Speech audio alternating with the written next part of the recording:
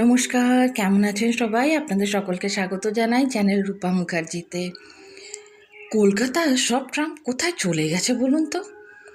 আজ আমরা এই বিষয়ে একটু খোঁজ খবর করব।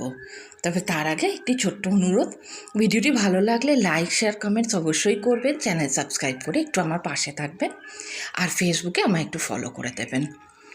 কলকাতায় গ্রীষ্মের ছুটিতে যাওয়া মানে ছিল কি কি করা উচিত সেই বিষয়ে একটি তালিকা তৈরি করা, যাতে ছিল ডাবল ডেকার বাসে হাঁটা, ফুচকা খাওয়া, দেশপ্রিয় পার্কের কোণা থেকে তেলে ভাজা উপভোগ করা, পার্ক স্ট্রিট এবং নিউ মার্কেট, অবশ্যই নজরুলের রোলের জন্য পরিদর্শন করা এবং অবশ্যই একটি ট্রাম রাইড নেওয়া।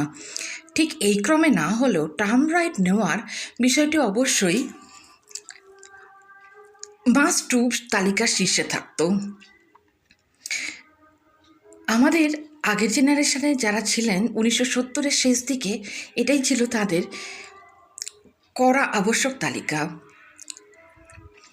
তারা প্রায়ই গড়িয়াহাট এসপ্ল্যানেডের রুটে ট্রাম রাইড নিতেন, শুধুমাত্র কারণ তারা ট্রামের মাধ্যমে ভ্রমণ উপভোগ করতেন না, বরং তার কারণ সাশ্রয়ের টিকিটগুলি তাদের পকেটে সঠিকভাবে স্থানও করে নিত। আসলে সেই সময় ট্রামগুলো অফিসমুখী যাত্রীদের জন্য এসপ্ল্যানেড, ডালহৌসি এবং চৌরঙ্গি এলাকার মধ্যে যাতায়াতের জন্য একটি বহুল পছন্দসই পরিবহনের মাধ্যম ছিল। অনেকেই হাওড়া যাওয়ার জন্য ট্রাম নিতেন, যাতে স্থানীয় ট্রেন পরিষেবাগুলি ব্যবহার করতে পারেন, এবং তার বিপরীতও অবশ্য ছিল। সব কারণেই ট্রাম রাইডের মূল্য ছিল অত্যন্ত সাশ্রয়ী, প্রায় 15 পয়সা বা একটু বেশি। সাধারণ দৃশ্যর বিষয়ে একটু খোঁজ নেওয়া যাক। প্রথমে কলকাতায় ট্রাম একটি সাধারণ দৃশ্য ছিল। এই রুটগুলি গতকালের কলকাতা জুড়ে জাল বুনেছিল, কিন্তু 1960-এর শেষ এবং 1970-এর প্রথম দিকে নতুন রুটগুলি এসে গিয়েছিল, কারণ যানজট দুর্গতির মতো হয়ে উঠেছিল। ট্রামগুলো তখন এবং এখনও এই শহরে তাদের নিজস্ব বিশ্বস্ত গ্রাহক রয়েছে। তারা হলেন যারা ট্রামের মাধ্যমে ধীর গতির ভ্রমণকে মূল্যায়ন করেন এবং উপভোগ করেন, খারাপ ঝাঁকুনি ও ধাক্কা ছাড়াই। আসলে অনেক বিদেশি পর্যটককে এই যন্ত্রগুলিতে ভ্রমণ করতে দেখা যেতে পারে, যাতে তারা আলস্যের সাথে ভ্রমণ উপভোগ করে এবং রঙিন দৃশ্যগুলি দেখে। বর্তমান সময়ে কলকাতা ট্রাম মানচিত্র থেকে অনেকগুলি রুট মুছে ফেলা হয়েছে। আসলে সব ট্রাম কোথায় চলে গেছে? কলকাতা ট্রাম নেটওয়ার্কে 1960-এর দশকে প্রাথমিকভাবে প্রায় 37টি লাইন ছিল। তারা ধীরে ধীরে বছরের পর বছর অদৃশ্য হয়ে গেছে এবং এখন কেবল 3 থেকে 4টি লাইন চলছে। পশ্চিমবঙ্গ রাজ্য পরিবহন কর্পোরেশন রিপোর্টেডলি আর্থিক সমস্যায় জর্জরিত, যা সঠিক রক্ষণাবেক্ষণকে বাধা দিচ্ছে।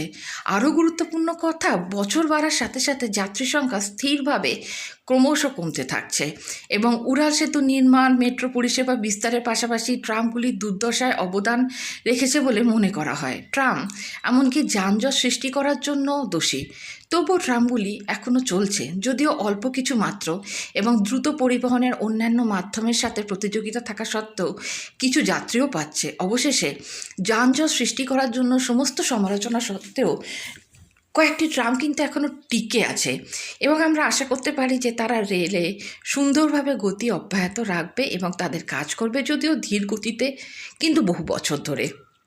আশা জাগে যখন অনেক ব্যক্তি এবং সংস্থা কলকাতার ট্রামওয়ের হারানো গৌরব ফিরিয়ে আনতে সচেতনতা তৈরি করার চেষ্টা করছে। বিনায়ক কমল ঘোষ 26 বছর বয়সী কলকাতায় জন্মগ্রহণকারী একটি আর্থিক পেশাদারে যখন বলছেন, আমার মতো কলকাতাবাসীদের জন্য ট্রাম একটি অনুভূতি। এগুলি কলকাতাকে একটি খুব সুন্দর সুস্পষ্ট চরিত্র দিয়েছে। এটি আমাদের ঐতিহ্যের একটি অংশ, যা সংরক্ষণ করা প্রয়োজন। যখন আমরা এখন একটি স্বাস্থ্যকর পৃথিবীর জন্য অটোমোবাইল নির্গমন হ্রাসের দিকে নজর দিচ্ছি, ঐতিহ্যবাহী ট্রাম রাইড অংশগ্রহণ আকর্ষণ করতে এবং বন্ধ রুটগুলিতে ট্রামওয়ের পুনরুদ্ধারের দাবিকে সমর্থন করার জন্য ইভেন্ট ও কার্যক্রমের মাধ্যমে অর্থপূর্ণ আলোচনার সৃষ্টি করার চেষ্টা চলছে।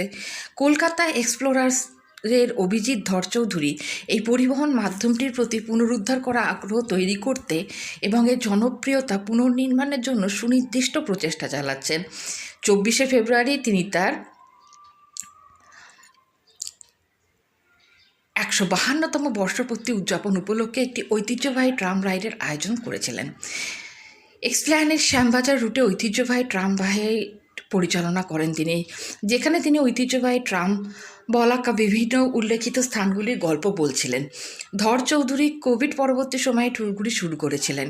এই ট্রাম রাইডগুলোর জন্য সবসময় প্রচুর ভিড় থাকে এবং আগাম বুকিং করলে ভালো হয়। কলকাতা বা কলকাতার ট্রামওয়ের ইতিহাস বর্ণনা করার সময় ধর চৌধুরীর কাছ থেকে শেখার অনেক কিছু রয়েছে। তার আফসোস, বিভিন্ন রুটে ট্রাম পরিষেবা বন্ধ হওয়া সত্যিই বড় বেদনাদায়ক।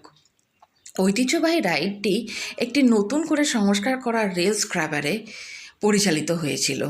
এই স্ক্র্যাবারগুলি মাঝে মাঝে গ্রুভেড ট্রাম লাইনের ময়লা পরিষ্কার করতে ব্যবহৃত হতো, যাতে যাত্রাগুলি ঝাঁকুনিমুক্ত হয়। বালাগাকে কবি জীবনানন্দ দাশের স্মরণে আগে বনলতা নাম দেওয়া হয়েছিল, যিনি তার আইকনিক পোয়েম বনলতা সেনের রচনা করেছিলেন। কবি 22শে অক্টোবর 1954 সালে মারা যান, ট্রামে আঘাত পাওয়ার 8 দিন পরে। ইতিহাস: কলকাতার ট্রাম এই শহরের একটি সমৃদ্ধ ঐতিহ্যের অংশ এবং শহরের পরিবর্তিত সামাজিক রাজনৈতিক যাত্রা সাক্ষী হয়েছে। বিপ্লবী কলকাতা থেকে বিভিন্ন অভিবাসীদের জন্য একটি বন্ধুত্বপূর্ণ শহর হিসাবে কলকাতা ট্রামওয়ে কোম্পানি বা সিটিসি বিলুপ্ত হওয়ার পর পশ্চিমবঙ্গ পরিবহন কর্পোরেশন WBTC দ্বারা পরিচালিত শহরের ট্রাম ব্যবস্থাটি 1873 সালে শুরু হয়। কলকাতা প্রথম এবং শেষ ভারতীয় শহর যা ট্রাম পরিষেবা পেয়েছে। ভারতের প্রথম ট্রাম 1873 সালে কলকাতায় আরও একটি যাত্রা শুরু করেছিল, যা শিয়ালদহ থেকে আরমানিয়া ঘাট স্ট্রিটে 3.9 কিলোমিটার দৈর্ঘ্যের পথে চলেছিল। 177টি ট্রাম কার, যা ঘোড়ার দ্বারা আকৃষ্ট হয়েছিল, তাৎক্ষণিকভাবে যাত্রীদের আকর্ষণ করতে পারল না যতক্ষণ না 1902 সালে বিদ্যুৎ চালিত ট্রামগুলি চালু হয়। এটি একটি বিপ্লবের মতো এসেছিল এবং তারপর থেকে কলকাতা শহরের ট্রামগুলো সেবায় রয়েছে, যা এটিকে ভারতের সর্বাধিক পুরনো বৈদ্যুতিক ট্রামওয়ে এবং এশিয়ার একমাত্র কার্যকর ট্রাম নেটওয়ার্কে পরিণত করেছে। যদি কলকাতা থেকে ট্রামওয়ে মুছে ফেলা এতটাই সহজ হতো, তাহলে ব্রামফোর্ড সরকার 1990-এর দশকে এটি করেছিল বলেছেন ডক্টর দেবাশিস ভট্টাচার্য, কলকাতার ট্রাম ব্যবহারকারী সমিতির CTUM এর সভাপতি। বর্তমানে ট্রামওয়ে প্রতি জনসাধারণের সমর্থন আগের চেয়ে শক্তিশালী হচ্ছে। ডক্টর ভট্টাচার্যর ট্রামের সাথে সম্পর্ক তার শিশুকাল থেকে শুরু হয়।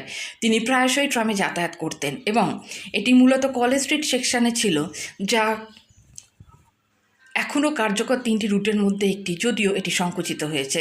একজন অবসরপ্রাপ্ত বিজ্ঞানী ডক্টর ভট্টাচার্য গুরুত্বপূর্ণ রুটগুলিতে ট্রাম পরিষেবা পুনরুদ্ধারের আন্দোলনে নেতৃত্ব দিচ্ছেন। তার কণ্ঠস্বর এমন একটি যা উপেক্ষা করা যায় না। CTUA বিশ্বব্যাপী রেলওয়ে এবং ট্রামওয়ে সংস্থাগুলি একটি সংশ্লিষ্ট ব্যক্তিদের দ্বারা স্বীকৃত, বলেন ভট্টাচার্য। তিনি আরও যুক্ত করেন, আমাদের তরুণ সদস্যদের জন্য CTUA এর একটি ওয়েবসাইট রয়েছে এবং সারা বিশ্ব জুড়ে অনেকগুলি অনুযায়ী রয়েছে যারা নিয়মিত পরামর্শ এবং সুপারিশ প্রদান করেন।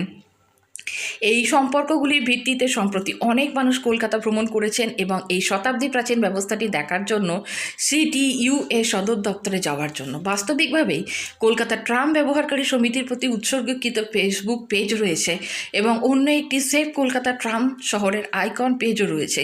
যদি কেউ উভয় পেজে লগ ইন করে বা গ্রুপগুলিতে যোগ দেয়, তবে কলকাতা ট্রাম পরিষেবার উপর সর্বশেষ তথ্য, মিডিয়া রিপোর্ট সহ পাওয়া যাবে।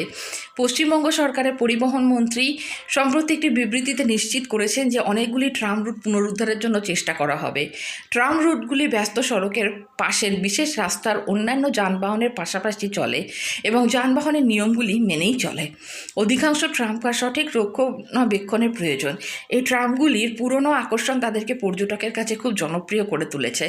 যদিও সংখ্যা ব্যাপকভাবে হ্রাস পেয়েছে, তারা এখনও এগিয়ে চলছে আর্থিক, প্রশাসনিক এবং বিউরোক্র্যাটিক সমস্ত বিপত্তির বিরুদ্ধে। পরিবেশ বান্ধব এবং কলকাতার একটি প্রতীক হিসাবে এই ব্যবস্থাটি টিকিয়ে রাখার জন্য সম্প্রতি প্রচেষ্টা শুরু হয়েছে। কেমন লাগলো আজকের এই উপস্থাপনাটি? অবশ্যই জানাতে ভুলবেন না। আজকে তবে এই পর্যন্তই। ধন্যবাদ, নমস্কার।